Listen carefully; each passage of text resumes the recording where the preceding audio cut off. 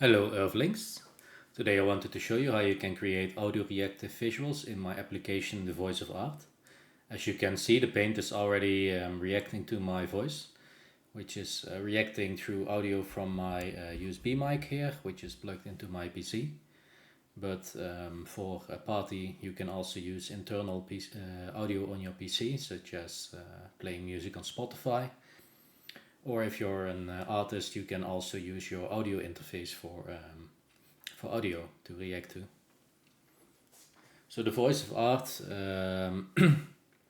basically works by building up layers with your own images or movies, and then applying shaders or post-processing to them. And then you can make those shaders or the transparency of the images react to audio. So to give you a quick example here of post-processing, you can, for example, turn on more intense colors and add glow. So let's do that quickly by pressing F1 and 2 here. As you can see, the colors just became a whole lot more intense. Now if you're a visual DJ, virtual jockey, you can also use a MIDI controller. So you can set up your own values, and basically any MIDI controller should work. So currently I've set it up to my X-Touch Mini from Behringer, and if I push these buttons, you can see I do exactly the same thing as pushing the keyboard buttons. Let me start by going into the menu and making it a little bit easier for you to follow. You go into the menu by pressing escape, and now we go to program settings here. In program settings you can set activity log and show frequency. Activity log will show you in the top left corner which actions you are pressing on the keyboard to make it easier for yourself to keep track of what you are turning on and off. And with show frequency you can see the frequency and the volume that you are getting out of your microphone or other input. So if you want to use audio from a music player or whatever you have playing on your computer, you can click on external here and switch it to internal. And if you want to use your audio interface, you can simply click here on behind microphone and select your audio interface. To set up a MIDI device, you can type in the name here. You need to type it in yourself, so make sure that you are typing in the correct name using capital letters. And you can set up which MIDI file you are using to bind your controls to whatever key that you want to press, basically. So now that the program settings are set up, we go back into the paint screen and let's quickly create something. So first off, I'm gonna start by removing the paint for now. You can select the number of paint by pressing a number here. So I turned off the paint by pressing 0. And now you can create backgrounds using your own images from folders that you can put the images in. Now you can use either backgrounds or you can use overlayers, and the difference is that a background will always be behind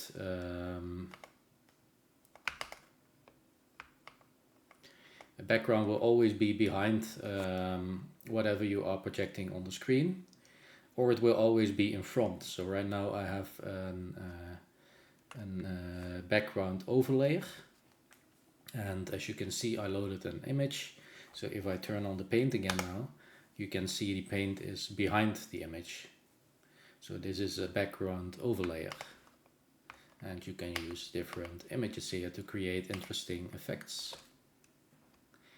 Now if you want the image to always be behind, you can do that. So as you can see, remove a few of the paint, you can see the image is behind the paint now. So a background is always behind everything.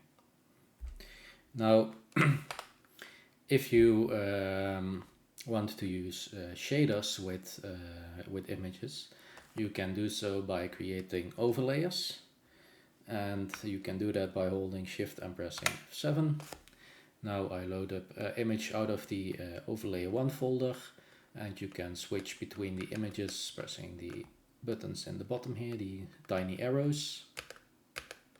And you could see I simply load up all the images I have in there. And once I go around, I will start at the beginning again. Let me turn off the paint again. So now that we have chosen an image, you can switch between the shaders. As you can see, the image will stay the same, but it will have some interesting things going on with the shaders, which will either increase the color at a certain position or will move the image around slightly. Or they can also play movies if you want. So some of these shaders, such as the Mandelbrot that we are in currently, can also be made audio reactive, as in you can see that it's moving. And it's based on a math formula, and you can set up the Mandelbrot to control the input of the Mandelbrot, so it will go faster or slower based on your volume or frequency. Then there's also Julia, which can also be made audio reactive. But in fact, all of the shaders can be made audio reactive with the transparency.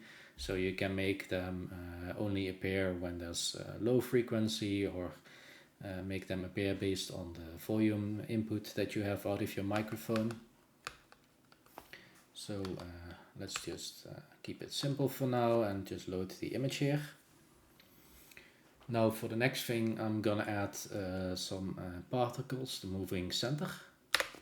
And I'm going to make this audio reactive. So as you can see, it's already moving. And if we go into the menu and then go to particles here, because moving center is based on the particles, you can see there's a whole lot of options here. So in the top you can set the audio sensitivity and the threshold of each moving center individually. The threshold basically means that if you go, it won't do anything with the beat or the movement unless you go over this volume threshold.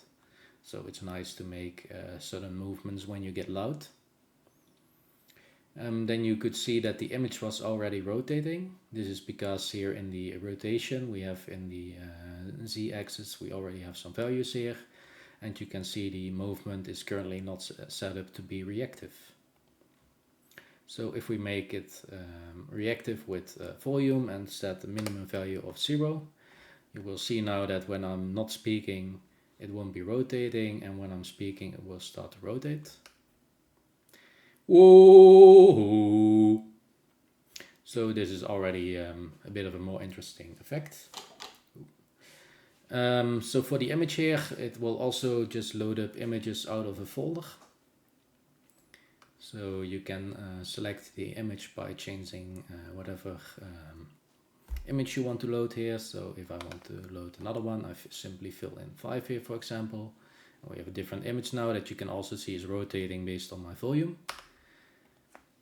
And to load up another one, so let's use this image here, but I want it to always be rotating and then control the other axis using my volume.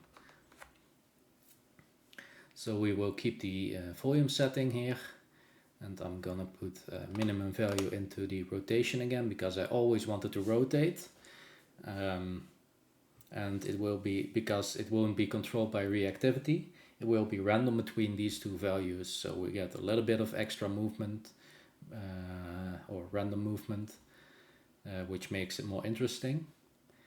And then to only control the x and the y axis, we click here on the moving axis and we click the x and y axis.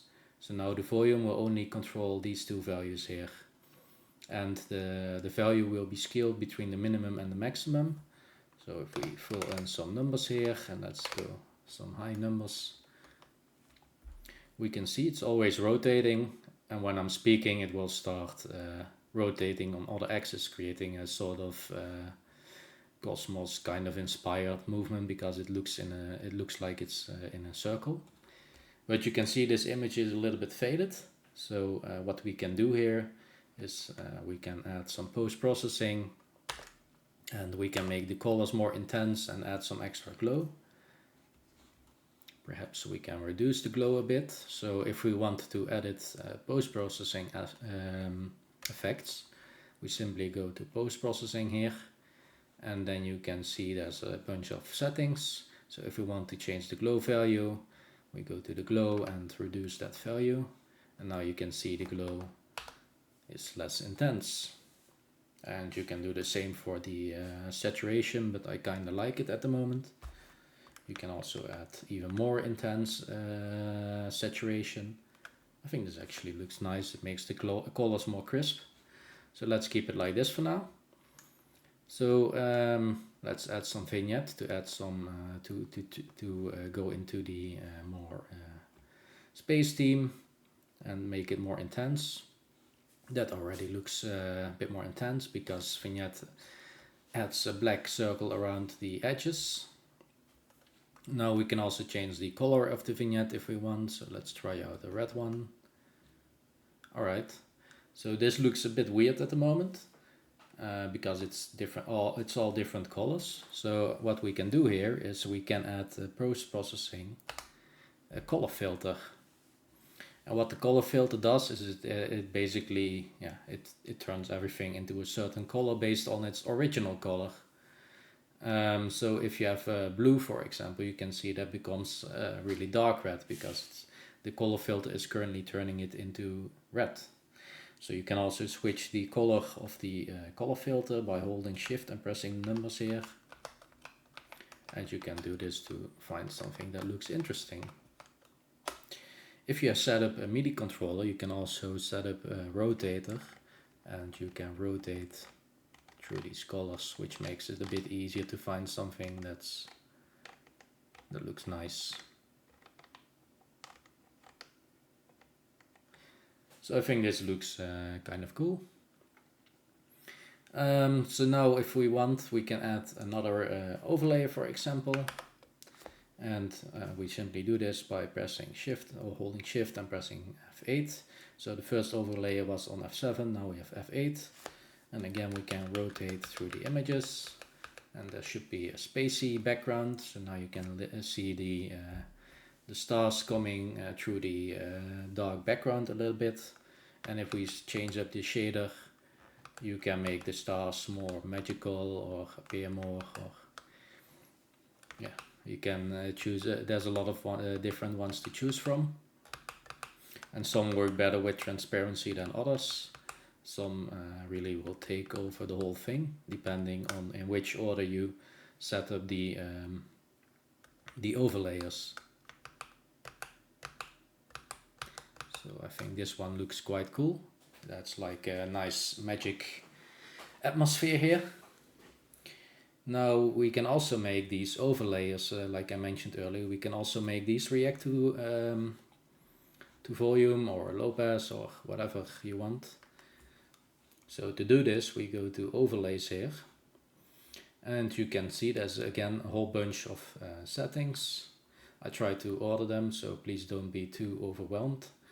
As you can see, we have 4 different overlays we can use here. In the top we have settings for the image, which image or video to load, which shader you want to use, and you can set up some movement if you want. This will basically endlessly make your image scroll by. Then in the next part you can set some automation. And automation means you can load in the image later. So if you want to play a video halfway through your music clip, you can set up an automation with a timer here to make it appear after a minute, for example. You can also make it switch images based on when your image appears or not, combined with reactivity. So in the bottom we have a few reactive settings. Right now it's always on, so it's always visible.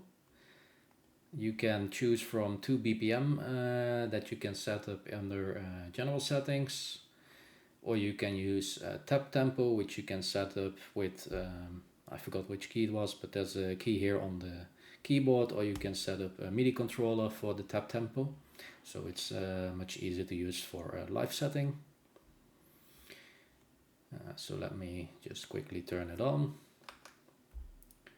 And as you can see, it's now fading on a BPM of, I think it's set up to 60. Let me check. So here in the general settings, you have the paint, which we were using in the beginning, and you have some color settings if you want to use custom colors. And then in the last tab, we have reactivity settings. So as you can see here, I was using BPM 1, which was 60. So we can set up these values beforehand, and each preset can have different BPM values and has their own tap tempo value. Then you have a bunch of frequencies which you can set, and these frequencies basically, if you set up a reactivity to listen to a low frequency, anytime you go under this value here, you will be detected as being active. With the high frequency, it's the opposite way. So anytime I go over 380, then it will be a high frequency. And then you have a mid-range, and you have some super low values if you want. Then you also have the low pass filter and the high pass filter. And while the normal reactivity settings will always be either full or nothing, depending on if you are higher or lower than the value, with the filters you will slowly fade in to have your image visible, or to do something, depending on what you are setting up to listen to the filter, of course. So with the low pass filter, anytime you are below 200, you will be at the maximum value, and then the higher frequency, the less the effect will be visible. And with the high pass filter, it's the other way around.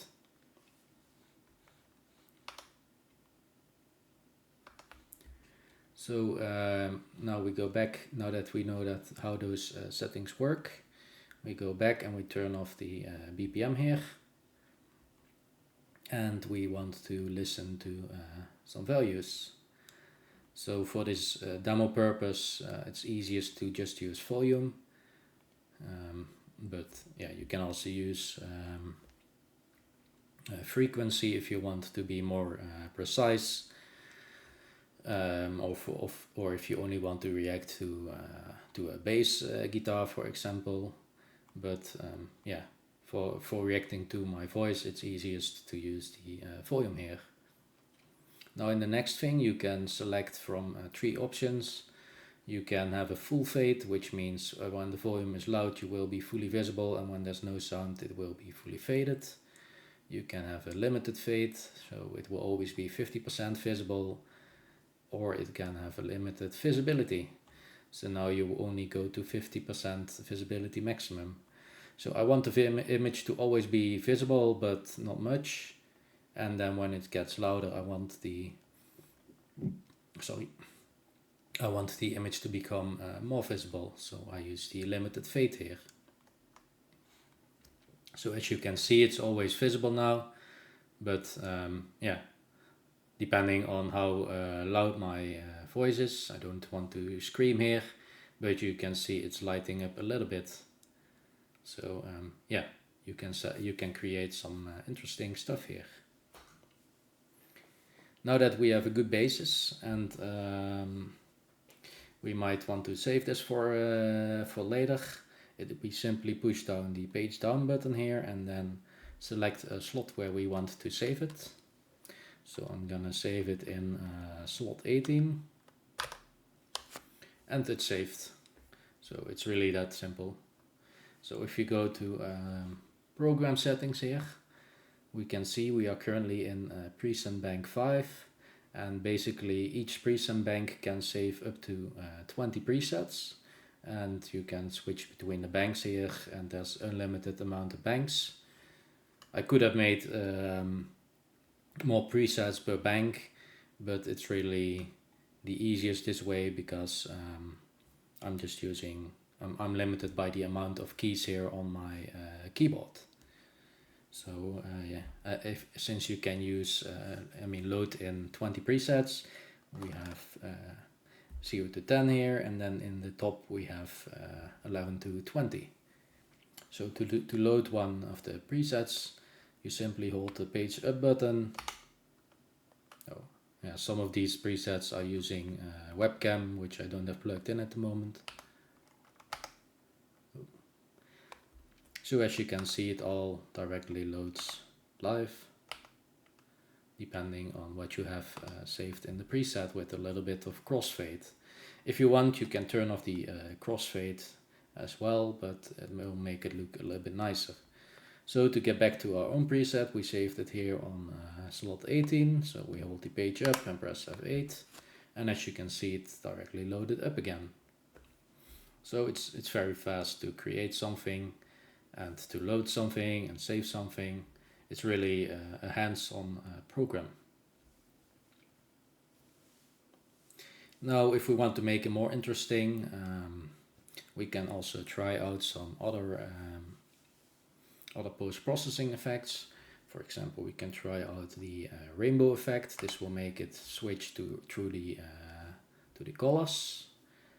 And you can also make this one reactive. So if we go to post-processing, here we have the rainbow effect. You can see it's currently always active. But if you want, you can also make this reactive to a whole bunch of things. I'm just going to use the volume here because that's the easiest to demo with. You can set a minimum and a maximum speed. So at a high volume we will go fast through the colors, and at when it's silent we won't switch through the rainbow. So if you as you can see now, when I'm talking, it will switch through the colors. So I think this is pretty cool to make it more interactive. Perhaps the rainbow effect is a little bit too fast at the moment, so we can make it switch through the colors slower if we want. We can lower it here to value 1, for example, and now it will switch slower. So there's a whole bunch of post-processing. For example, there's the color splitter here, which will split the RGB. So because we are using the color filter already, with purple we only get the red and the blue. But if you don't have a color filter, then you can get the green out better as well. And you can also make this reactive to make it into a glitch effect. So if we want to do that, we go into the options again, and you can see here there's a bunch of options you can choose. So first we want to set it to glitch mode. If you have the full glitch mode, it will glitch out all 3 color layers.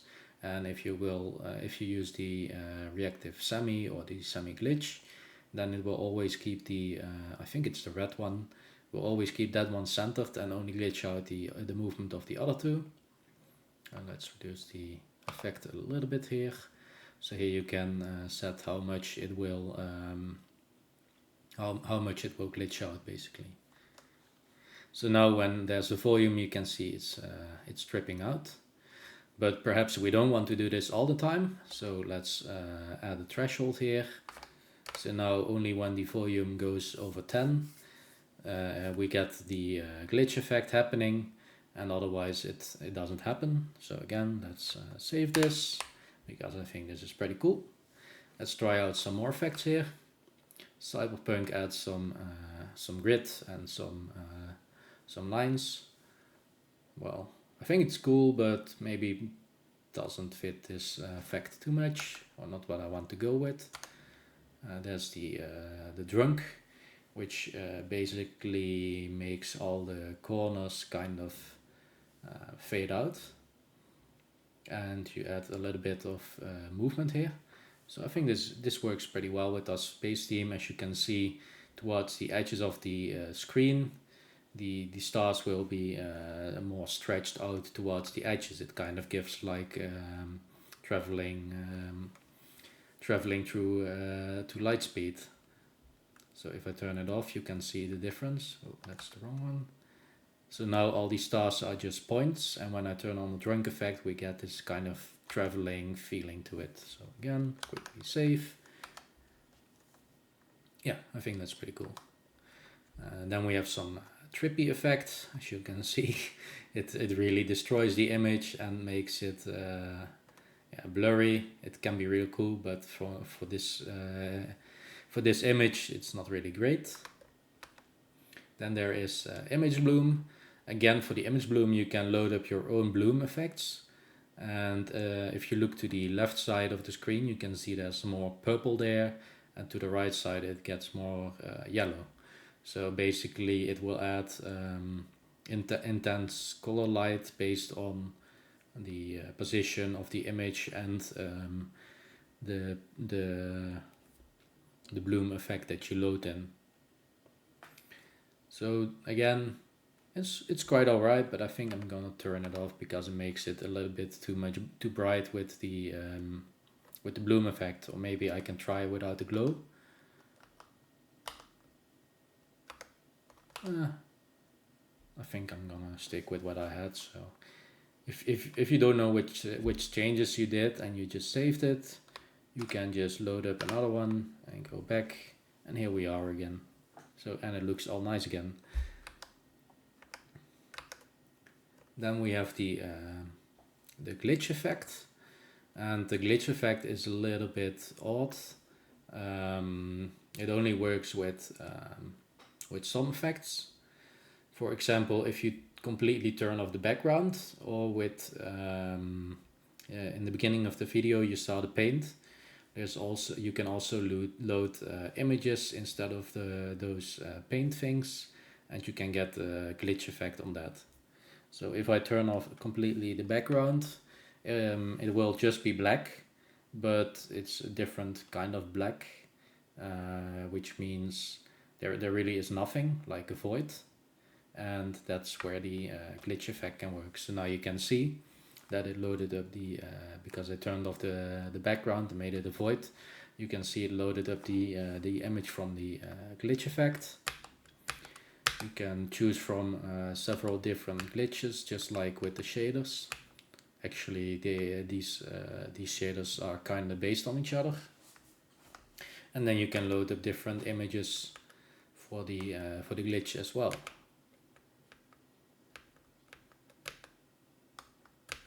You can make some really interesting effects based on these glitches, especially if you use transparency well in your image, but for this preset I don't think it works very well, so I'm just going to turn it off again.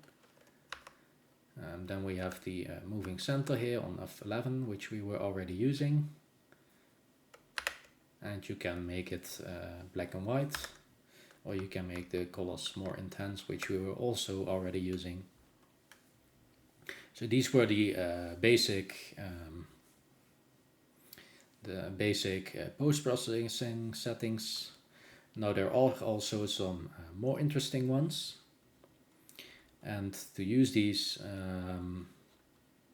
you can hold Ctrl and press F1, or you can go into the post-processing, and then you can see that we have a panel 1 and we have a panel 2. So on panel 2 you have three things. You have motion detection. Basically this will detect the difference between a delay in frames you can set, and you can make the difference visible, basically like a ghost following you. For now I'm not going to use this. Then we have the Mandelbrot, which you already saw on the shaders. You can also apply this to the camera if you want, which you can use kind of like a vignette if you use the 4th Julia here. I think it was the 4th, could be the 3rd.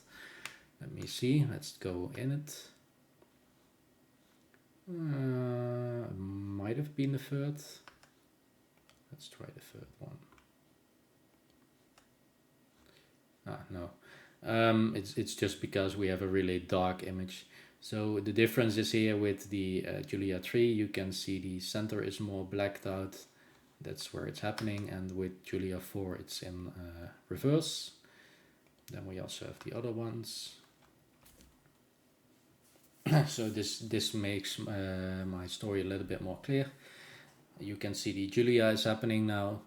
And with the other one, it makes either the outside or the inside of the hole completely black. And the movement of the formula is currently being looped. But if you want, you can also make this reactive here. And as you can see, it's currently always looping. So if we make it reactive, and then again, I'm just going to use the volume here.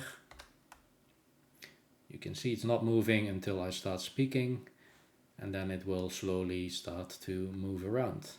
So you can create some nice trippy, spacey things here. But for now, I think I'm just gonna turn it off because I liked it better before. You can also do some individual settings here for Mandelbrot and for Julia math formulas, by the way. You can set up things like the speed and how far you travel through the math formula to create different types of effects. And then in the last section here we have the camera looper. So for that I'm going to use the hotkeys. You can turn this on by pressing Ctrl and then F1. There are several different camera loopers. You can loop through them by pressing F3 and F4. Again, this image is quite dark. Let me see. Yeah, with the bloom on, it's a little bit more obvious. So as you can see, the center camera is being repeated now on different cameras. So you can make a sort of tunnel effect, or you can make it loop. You can create all kind of different interesting things. You can zoom in or out with the other cameras.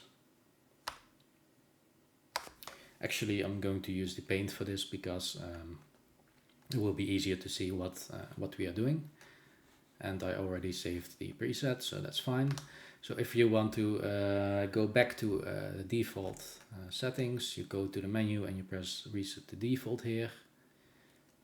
And I think there's still one bug here where it keeps playing the moving center.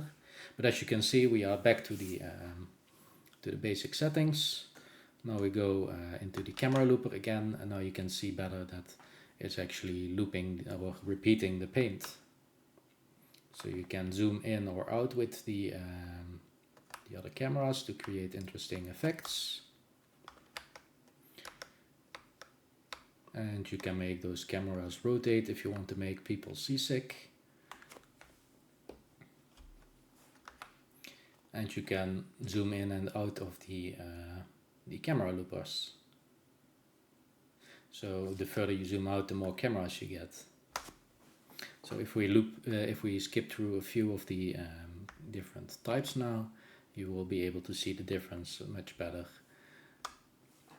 So with the first one here, we only have a few cameras, and with the next ones, we have a lot more cameras. So you get more of a tunnel effect. Then you have some the quadra, which is some extra next to each other. I'm gonna set the movement speed to 0. So again, if we go into the post processing and panel 2, here you can have all the settings.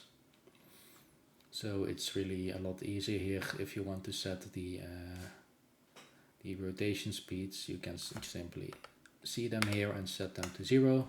So as you can see now, the camera has stopped moving. You can also control all these speeds with the MIDI controller again, with the rotators, but I'm not sure if I've set these up at the moment, so I'm just gonna do it like this for now. So let's see some more here. So as you can see, with this one we get even more cameras, even more, and even more. And depending on all the other settings, you can create some really weird stuff here if you want.